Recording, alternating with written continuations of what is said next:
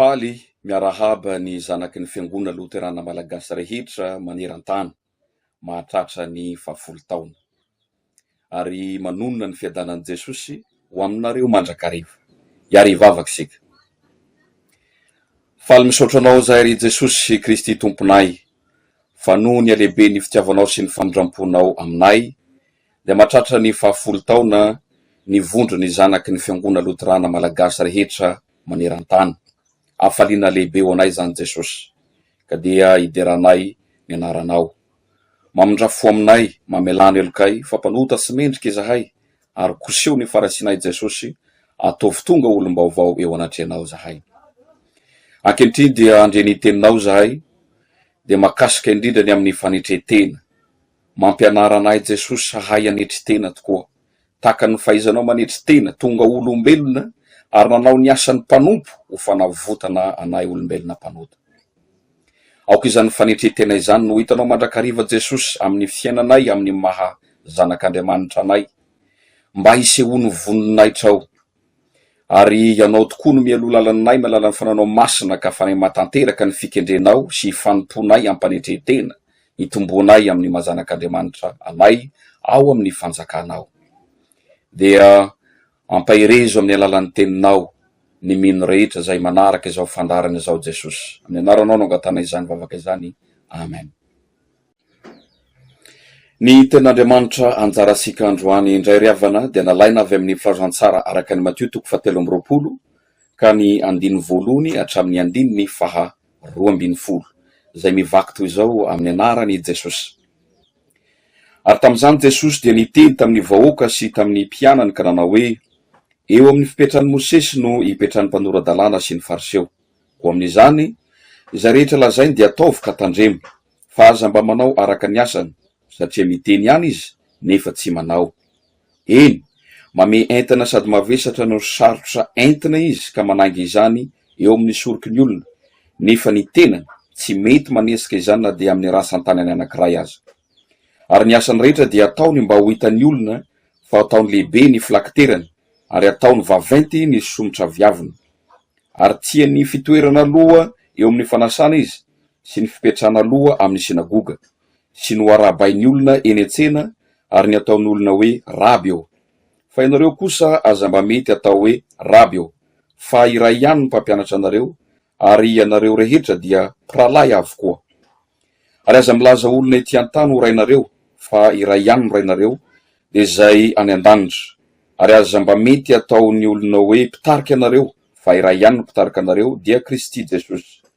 Fa izay lehibe aminareo no ho mpanompo anareo, fa izay manandra-tena no ahetry, ary izay manetri-tena no asandatra. Ray masonao, manamasinanay amin'ny fahamarinana, fa ny teninao no fahamarinana. Amen.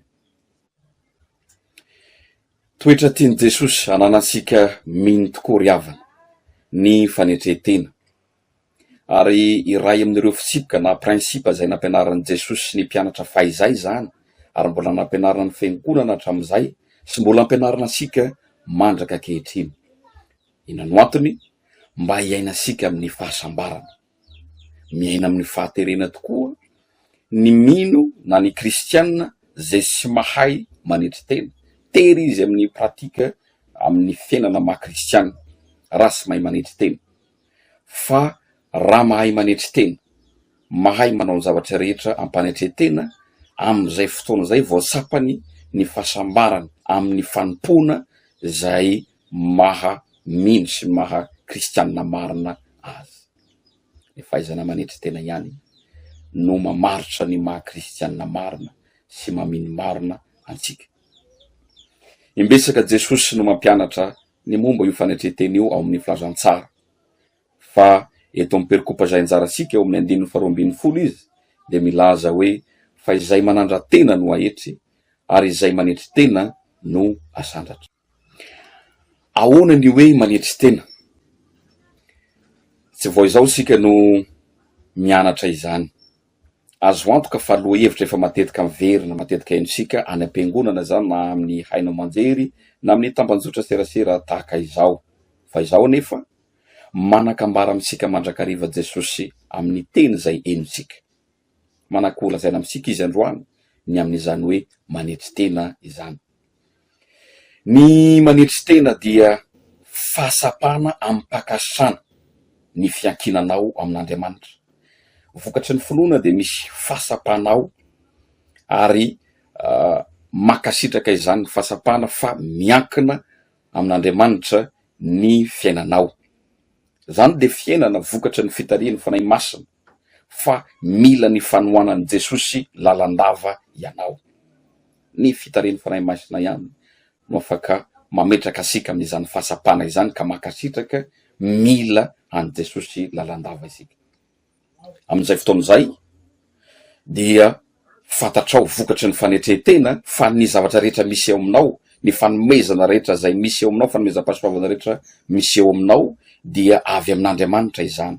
Na ny fahaiza manaonao, na ireo talenta maro isan-karazany dia avy amin'Andriamanitra vokatry ny fanetretena. Raha fantasika fa tsy mahay ninonino isika dia miasa Andriamanitra ka mameno ny banga amintsika ary manome ny fanomezam-pahasoavana rehetra. Na fahaizana io ninonino zany dia avy amin'Andriamanitra. Eo indrindra no olana tamin'ny reto fariseo sy mpanora-dalàna ny tsy fahaizana manaiky fa fanomezana avy amin'Andriamanitra ny mampampianatra azy teo amin'ny fiainan'ny Jiosy. Fa nentina nanambonian-tena sy ny hiavonavonana izany mampampianatra azy ireo izany. Tsy hitan'i Jesosy tamin'ny fomba fiainan'izy ireo ny mampampianatra avy amin'Andriamanitra azy ireo, takona tanteraka Andriamanitra, fa izay momba azy no nahariariny, lazainy hoe ny filakiterany no atangeza, ny maziny no asongadiny, fa tsy hitan'i Jesosy izay mampampianatra avy amin'Andriamanitra azy ireo. Ka izany mahatonga an'i Jesosy milaza hoe mipetraka amin'ny fitoerany Mosesy ny fariseo sy mpanora-dalàna, ka ataovy izay lazainy fa aza manao araka ny asany, satria tsy hita amin'ny fiainany zany, tsy hita amin'ny asany zany, fa izay fanasongadinany ny tena miariary tamin'ireto fariseo sy mpanora-dalàna. Tsy sapany ny mahafanomezana avy amin'Andriamanitra ka sy hainy ny manetry tena tamin'izany.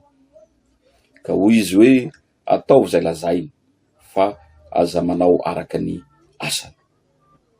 Misy fomba fitenenana zay manao hoe l'exemple vient d'en haut, zany hoe avy amin'ny mpitarika mandrakariva ny ohatra tsara ho an'ireo tarihina.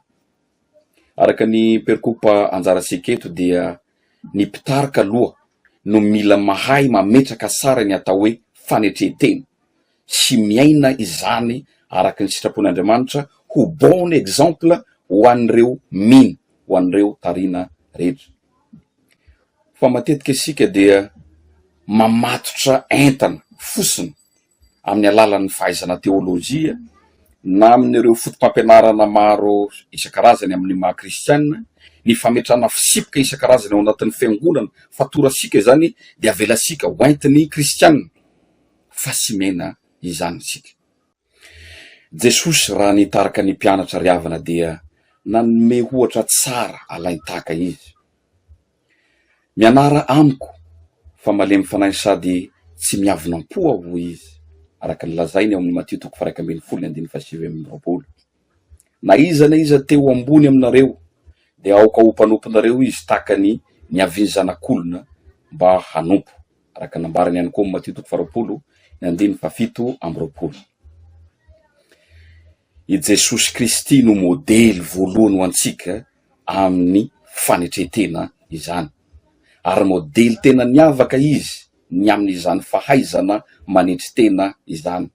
Tsy aro voatanisa ireo ohatra sarany amin'ny fanetretena zay nasehon'i Jesosy fony izy teto am'izao tontolo zao, fa nanomboka tamina tongavany nofo mba ho tonga olombelona, zany hoe teraka tao an-tranomby ka mandrapaha faty azy teo amboniny azo fizaliana dia fanetretena avokoa. Du début jusqu'à la fin dia fanetretena avokoa ny fiainany Jesosy riavana. Vavolombelona nanatry maso izany ireo apôstôly rehetra, ka natonga azy ireo rehefa nanolotra tamin'ny epistily nosoratany ho an'ny kristianina zay netiny, ohatra am'izany Petera nilaza ka nanao hoe aoka ianareo rehetra samy hitafy fanetretena eo amin'ny fifandraisanareo, koa manetretena eo ambany tana maherin'Andriamanitra mba hanandratana anareo amin'ny fotoana voatondrona. De lay ohatra tsara avy amin'i Jesosy tamin'ny fitariany no tiany nampianarina ny fiangonana nentiny tamin'izany fotoana izany ihany koa. Ry havana, ry pastora namana, ry mpitarika rehetra, tsy mariky ny fahalemena ny fanetretena. Sy faible anao raha manetry tena, sy mahamenatra izany ary sy mariky ny taotra izany. Au contraire, fa fanehoana ny toerana misy ilay tena herinao izany. Sy ao amin'ny fanindraindrana ny tena sika, sy ao amin'ny fizaozaona no herisika, fa amin'ny fietrena mba hahafan'Andriamanitra miasa ka maneho ny heriny ao ihany no misy ny herisika. Sy maherisika sady sy matanjaka raha manandratra ny amin'ny tena sika. Fa vao maika sy mampiasa an'Andriamanitra zany, sy manome malalaka ahafan'Andriamanitra miasa izany, fa amin'ny fietrena ihany no ahafan'Andriamanitra miasa tanteraka hanehoany ny heriny, ka manompo isika manao ny asa fanompona rehetra isika mba hanehoan'Andriamanitra ny heriny amin'ny alalany asa zay ataosika riavana. Ny fotokonosika kristiana na ny dogma sika dia mampianatra sika fa ny fanetretena dia toetra sarobidy ananan'Andriamanitra, ka ny mpino dia mandray toe-tsaina manetry tena avy amin'izany noho ny amin'ny fanekena ny famboniana sy ny fahadiovana ary ny fahatanterany ilay mpamorona atsika, mandray toetra avy amin'izany. Tokony ahay manaiky fa amin'ny maha-olombelona ansika dia sy tanteraky sika, mitovy aby sika amin'izany sy fahatanterana izany, tsy lavorary sika, sy manana fahafenona misy fetrany ary marefo. Tokony aiky sika amin'ny maha-olombelona sika. Mazava ho azy vokatry izany fa sy amin'izay amboninao ny tenanao na amin'ny fizaozaonao no hatonganao ho ambony, fa mazava amin'ny maha-olombelona sika mitovy amin'ny tsy fahafenona rehetra isika, na anahoana isika na anambony tena tahaka ny ahoana, tsy izay no mahambony isika, fa amin'ny fanekesika ireo falemesika ireo ka mamela an'Andriamanitra hiasa eo no mahatonga sika ho ambony, mba hafany manandratra sika amin'ny heriny sy ny voninaina. Afaka mampivelatra izany fahasaran-toetra izany sika raha manaiky ny sitrapon'Andriamanitra amin'ny mahampino ansika, manaraka ny torohevitry ny soratra masina araka ny lazain'ny Romanina 12:2 manao hoe ary aza manaraka ny fanaon'izao tontolo zao fa miova amin'ny fanavaozana ny saina, hamantaranareo ny sitrapon'Andriamanitra dia zay sady tsara no ankasitrana no marina. Eo ihany no mampisongadina asika, ny fietrena ka afan'Andriamanitra miasa amin'ny fanavaozana ny saina, fanekeny fitariany fanahy masina ihany ahafan'Andriamanitra mahatanteraka izany eo amin'ny fiainantsika riava.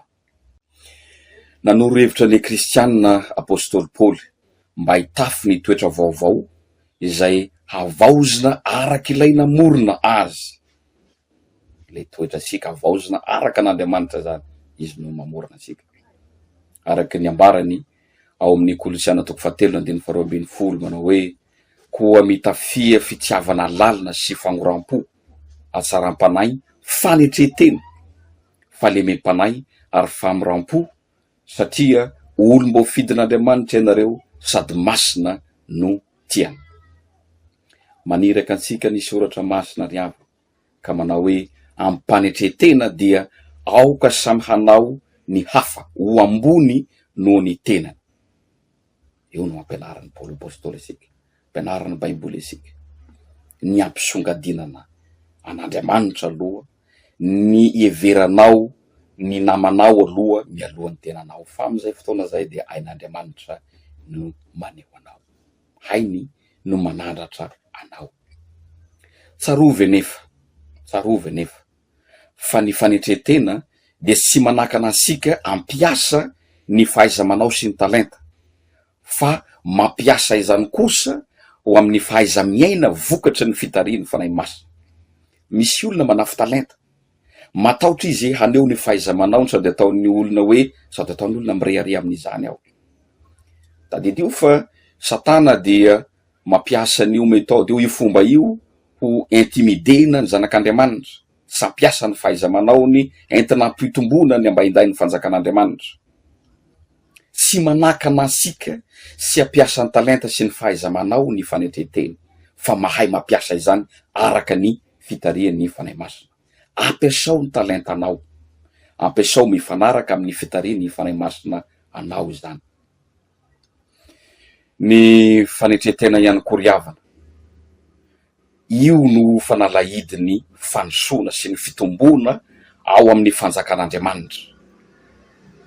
Raha mahay manetretena isika ao amin'ny tontolo ny fanjakan'Andriamanitra dia miamitombo isika ary miamandroso mandrakariva. Fa raha manadratena ao amin'ny tontolo ny fanjakan'Andriamanitra dia sisy fanosoana zany ary tsy miamitombo amin'izany. Vao maika aza mihetra alasak'Andriamanitra ao amin'izany. Fa raha mahay manetretena isika, io ihany ny fanalahidiny fampansoa amin'ny fitombona ao amin'ny tontolo ny fanjakan'Andriamanitra. Satria noho ny fanetretena, ny mino dia tsy manome lanja ny mazava-dehibe ny tenany na mikasaka izay voninahiny amin'izay ataony.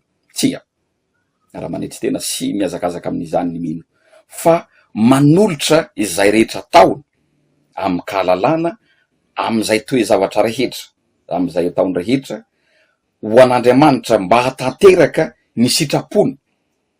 Ataony zany hatanteraka ny sitrapon'Andriamanitra sy hanomezam-boninahitra an' Jesosy, sy manome voninahitra ny tenany izy, fa manome voninahitra ilay mpanome, ilay mpahary azy, ilay mpikolokolo azy. Tsy mikasaka zay ihany tenany, fa amin'ny fanetretena io ihany.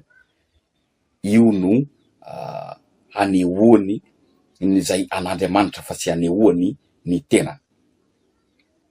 Hoy Jesosy ry havana, hoy Jesosy amintsika androany, izay manandra-tena no ahetra, fa izay manetretena no asandratra. Voninahitra ny ao an'Andriamanitra ray sy sanaka, zay fa azy hatramin'ny tondro indrindra mbola ho azy mandrakizay.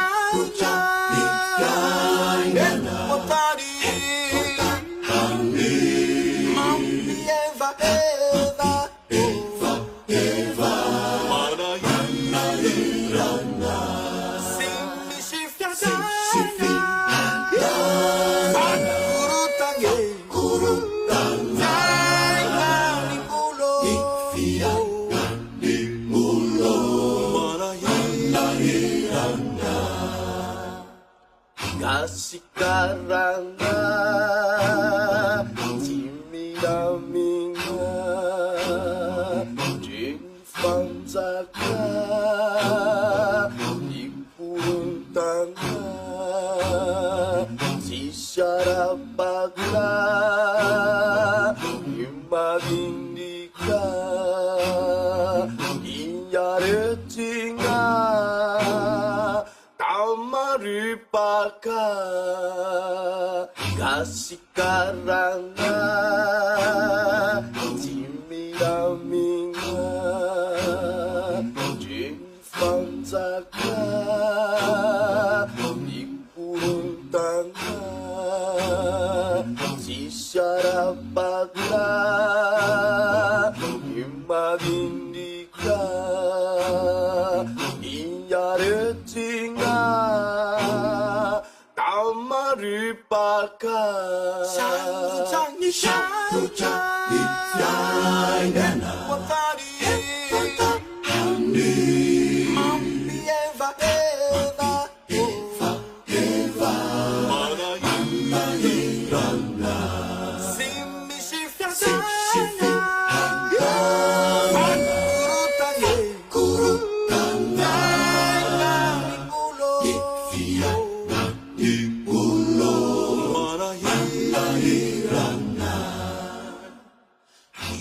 Fateu yang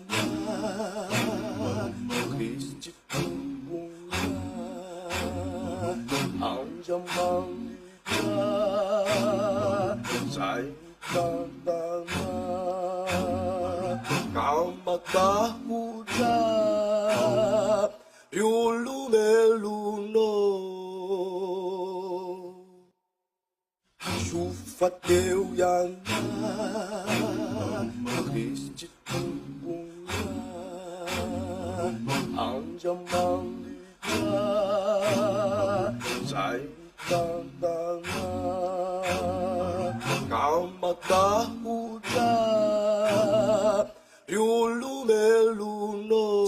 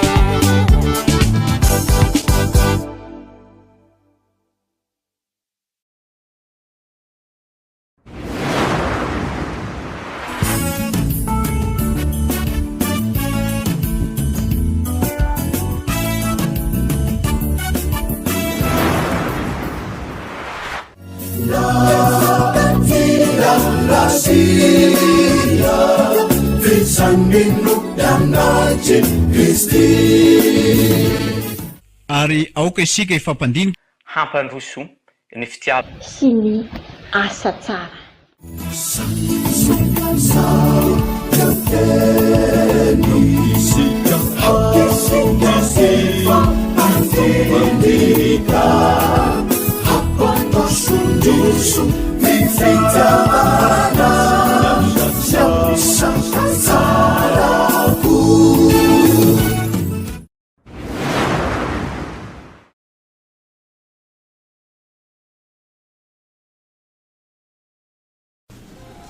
zay dia efa mafolo taona mari-patserovana t-shirt polo suite capuche amin'ny endriny sy loko maro samihafa alefaso ny komandinao ao Antananarivo ao Fianaratsoa ao Ambatondrazaka ary ao Mahajanga.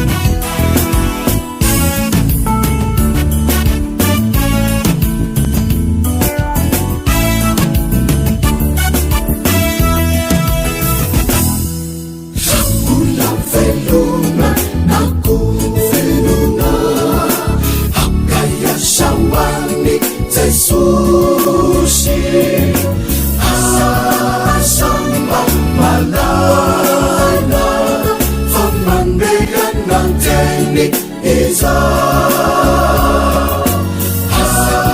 asami araina famandeana teny iza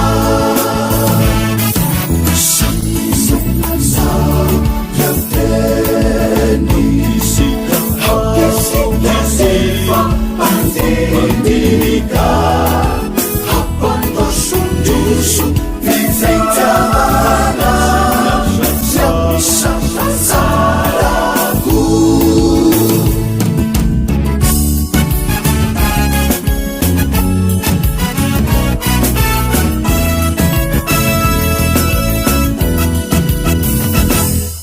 hatamarirai Kisika itu ibeni na tifangasiya visaninu danaji Kristi na tirarasiya visaninu danaji Kristi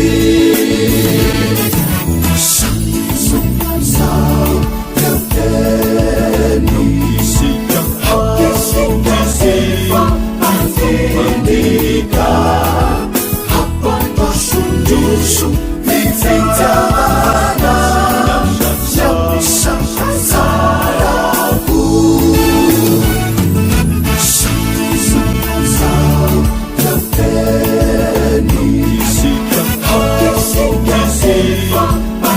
Mandika hapandosundusu vizeitana siamisasaraku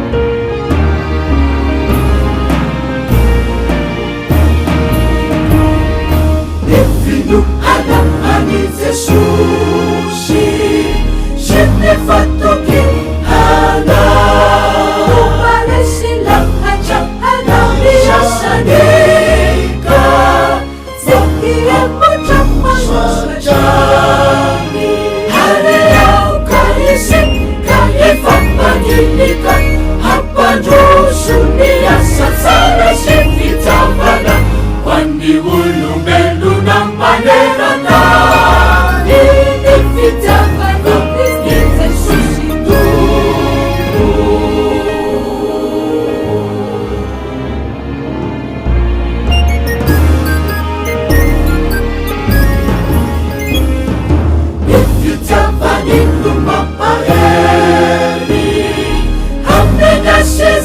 Hata itu susah jangan itu aja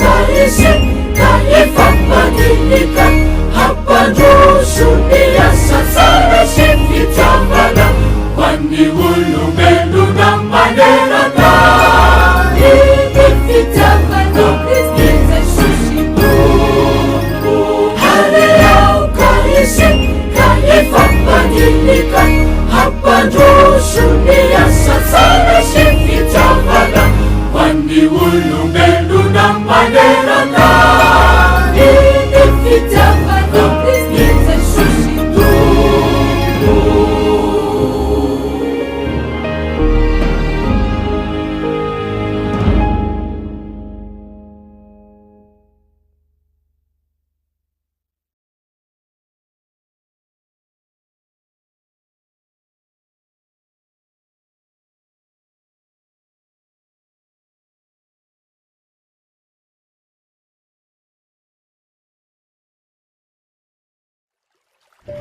Ry Andriamanitra Tompo rainay any an-danitro, misaotra anao zahay fa ianao no manambona ny fiangonana kristiana eran-tany rehetra ampanahinao masina ho anao, ka mahatonga azy ho tempolom-panahy sy vato-velona miorina eo ambonin'ny fehizoro dia Jesosy Kristy. Vao mangataka fampirahamponao lehibe zahay, zareo ampahasoavanao fiangonanao eto amin'ny tany razanay, ary aoreno amin'ny finonan Jesosy izy, aoka ambinina ny asa famonjena atao fanahinao amin'ity fiangonana ity sy ity tranonao ity, izay atokanay izao mba ho voninay atao. Ka io fitoriana ny teninao eto hore mazava sy madio, ka aoka ny fanahinao no omba azy mba ho famohazana ny matory, ho famahana ny mpifatotra, dia ho fampanosona ny tampinaretana ho an'ny fony miny rehetra, no ivoan'ny teny izay toriana amin'ny ity tompitra ity.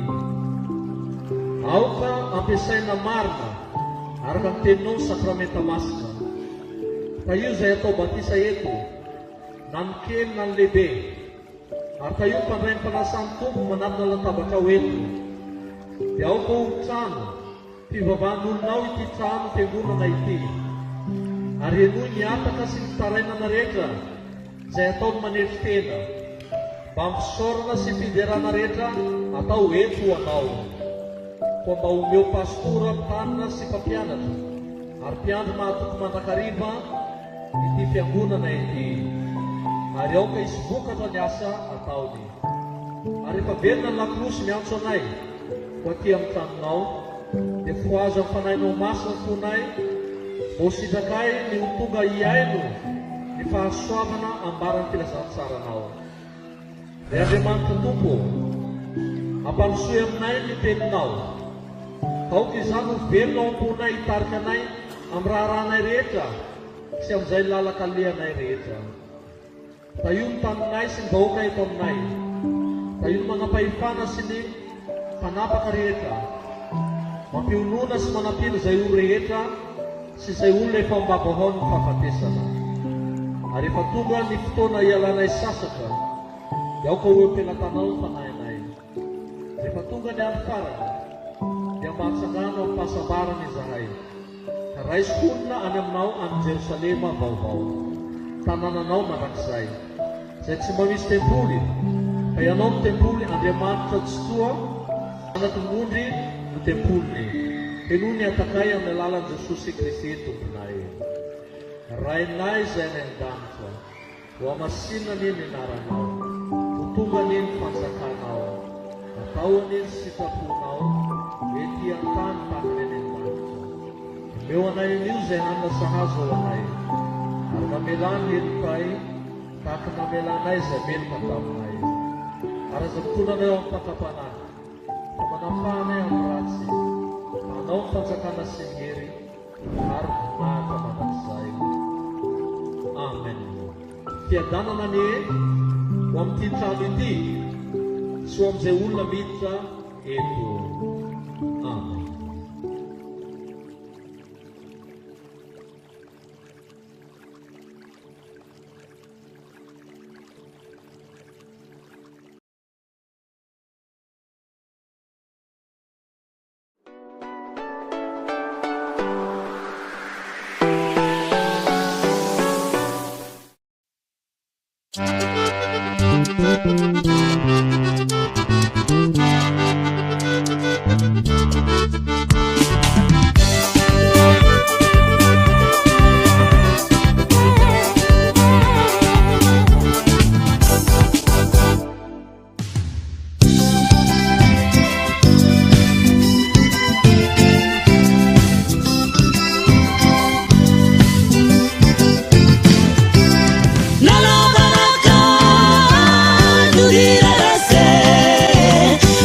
zikua tarusha bure tinandifike nalale jite kaitumani.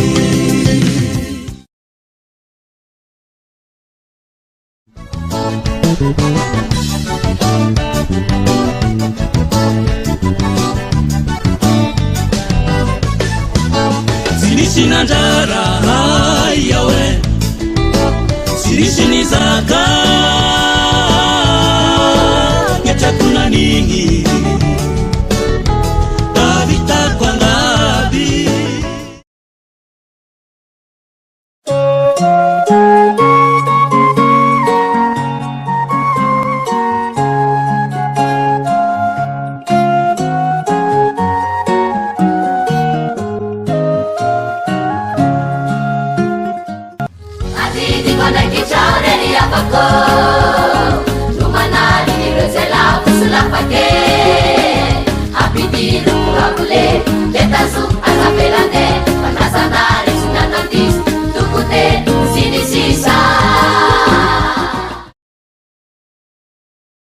Hande anjengana wo Jesusi tandilinga suwa na mbamba wawe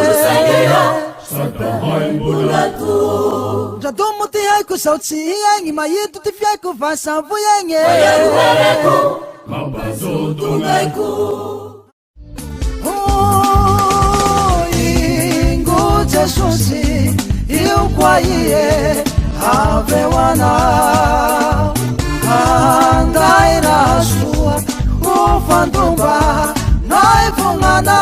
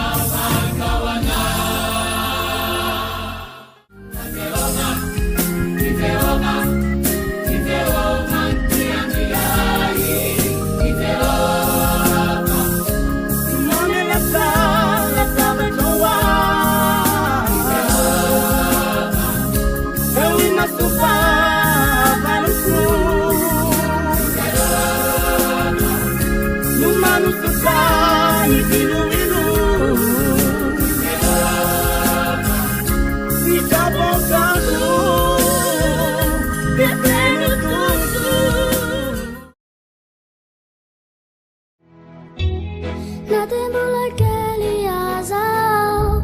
Then it's such a way, Nitana no. Nitanta nai, Nitari dala nai. Jane ticha queen jai jai. Sazia via mi nono mendricai. Indra funu meno rai citu.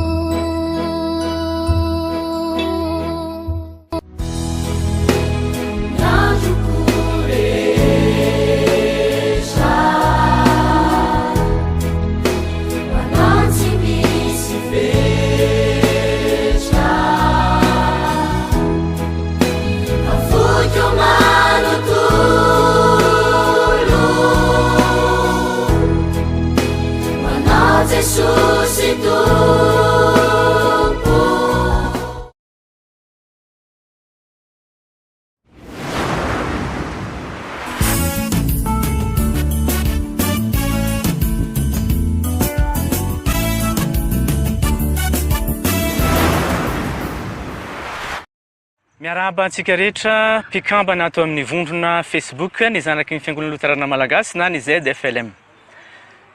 Ny fahafito amby roapolo ny volana May taona 2024 sy ny fito amby roapolo ny volana May taona 2024. Feno folo taona ny orenan'ny vondrona Facebook ny zanaky ny fiangonana Luterana Malagasy. Tsy avelantsika handalo fotsiny zany fotoana izany fa ankalazaintsika amin'ny fomba manokana. Hisy karazana hetsika maro izay hatao eto amin'ny ZFLM toy ny fampianarana, toriteny sy ny maro samihafa. Ny faneva izay iorenany zao fankalazana izao dia ny anankiray tam'izay nomenareo mpikambana ihany, de ny Hébreu 10:4 Hébreu 10:4 mivaky toy zao amin'ny anaran'i Jesosy: aroka isika ifampandinika hampandroso ny fitiavana sy ny asa tsara. Aroka isika ifampandinika hampandroso ny fitiavana sy ny asa tsara. Fotoana izay tokony hibanjinantsika tsirairay tokoa na ny fiangonana koa aza, izany faneva izany tokoa izao fotoana sarotra lalovany ankohonana sy ny fiangonana ary ny firenena izao. Fotoana izay tsy maintsy hanehoantsika ilay fitiavan'i Kristy ka hiseho vatana amin'ny alalan'ny asa tsara izay ataontsika eo anivon'ny ankohonantsika, ny fiangonana ary ny firenena. Ireto azy misy daty fitadidy izay tsy tokony ho adinontsika. Ny 7 ny volana May ka hatramin'ny 7 ny volana May taona 2024 no amaranana izany fankalazana izany. Ny vondrona ZFLM ihany koa moa zany dia nihitatra amina zavatra marobe tahaka ny YouTube ary ny any amin'ny page ihany koa, ary indrindrandrindra ihany koa ny famoronana application izay azontsika ampiasaina amin'ny finday. Dia mirary antsika rehetra hanaraka sy anjoy ny vondrona ZFLM azahoantsika ireo karazana fampianarana sy ahitantsika ihany koa ireo fanentahana maro samihafa ary ireo tetikasa foezaka sy lavitrezaka izay ka sainy vondrona hatao. Dia mirary ny fiadanan'ny tompo sy ny fanantenana velo amin'ny Kristy ho antsika rehetra.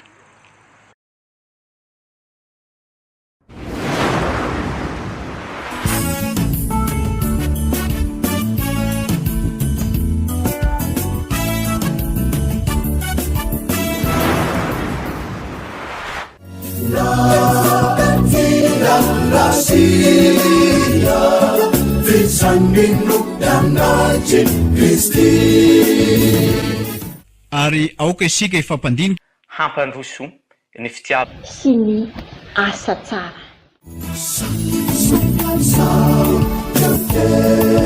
Ni